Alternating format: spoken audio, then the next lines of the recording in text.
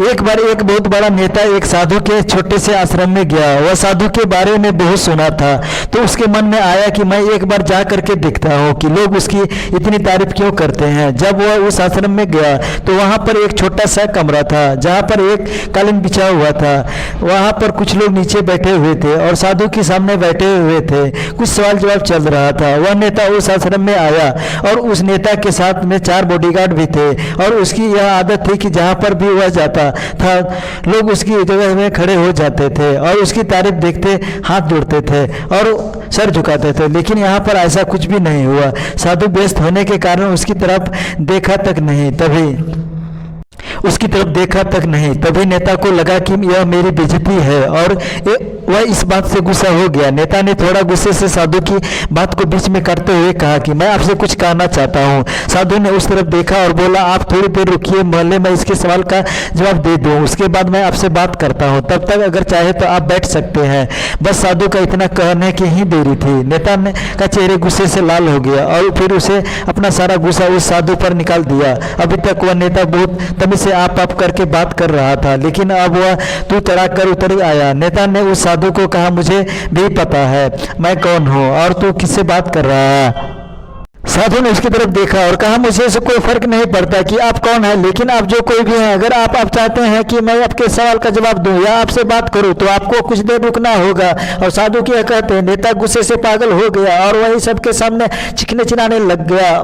अब मैं तुझे तेरी असली औकात दिखाऊंगा। तूने मुझसे पंगा लेकर के ठीक नहीं किया, मुझे पता भी है मैं तेरे बारे में क्या सोचता हूँ। साधु ने फिर से नेता की तरफ देखा, बड़े प्रेम से कहा कि मुझे इससे कोई फर्क नहीं पड़ता कि आप मेरे बारे में क्या सोचते हैं, आप जो चाहे वो मेरे बारे में सोच सकते हैं। फिर नेता ने उसे कहा कि तू चाहे सुनना चाहते हैं या नहीं, लेकिन मैं तुझे सबके सामने बताऊंगा कि मैं तेरे बारे में क्या सोचता हूँ। तू कोई साधु नहीं है, तू एक बहुत ही घटिया इंसान है, तू एक ढोंगी है, पाखंडी है और यहाँ पर जितने भी लोग बैठे हैं उन सबको बेवकूफ बना रहा है। तेरा बस एक ही मकसद है, इन लोगों के जेब में जितना भी पैसा है वह सब तेरे पास आ जाए। तू तो अपने फायदे के लिए इन लोगों का इस्तेमाल कर रहा है और अब मैं तुझे नहीं छोड़ने वाला हूँ। पूरी दुनिया में सामने पर्दाफाश करके रहूंगा। लेकिन उसके इतना बोलने के बाद भी हल्की भी मुस्कान उस साधु के चेहरे पर बनी ही रही।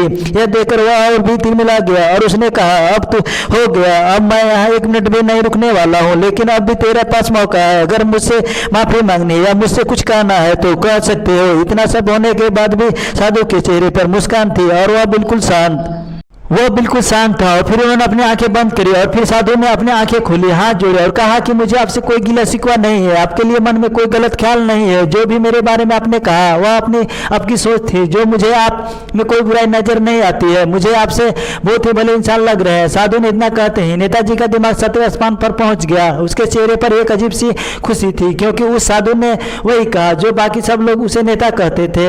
और वह खुशी खुशी उस आश्रम से अपने घर की तरफ चल गया और आ जाकर अपने पिताजी के साथ बैठ गया। उसके पिताजी ध्यान में थे। उन्होंने पूरी जिंदगी सिर्फ लोगों की ही सेवा करी और बदले में कुछ भी उम्मीद नहीं किया। तो थोड़ी देर बाद जब उन्होंने अपनी आंखें खोली और देखा अपने बेटे को अपने साथ बैठे हुए, तो उनके बेटे के चेहरे पर आज एक अजीब सी खुशी थी। आज से पहले उन्होंने कभी नहीं देखी थी। फिर उसने एक करके सब कुछ बताया कि आज क्या हुआ, किस तरह से वह आश्रम गया और वहाँ पर क्या हुआ, उसने क्या कहा और साधु जी ने क्या कहा। जब उसके पिताजी ने पूरी बात सुनी तो थोड़ा सा मुस्कुराए, अपने बेटे को करके बोले कि उन्होंने तुम्हारी तरह नहीं करी, क्योंकि उन्होंने वह नहीं कहा कि जो तुम हो, उन्होंने कहा कि वह खुद है। और वो तुमसे जो भी कुछ उन्होंने कहा वो नहीं कहा कि जो हो है, बल्कि तुमने वह कहा जो तुम खुद हो। यही बात वेदों में भी कही गई है, यथा दृष्टि तथा दृष्टि। यह दुनिया तुम्हारे वैसे दिखती है जैसी यह दुनिया है। यह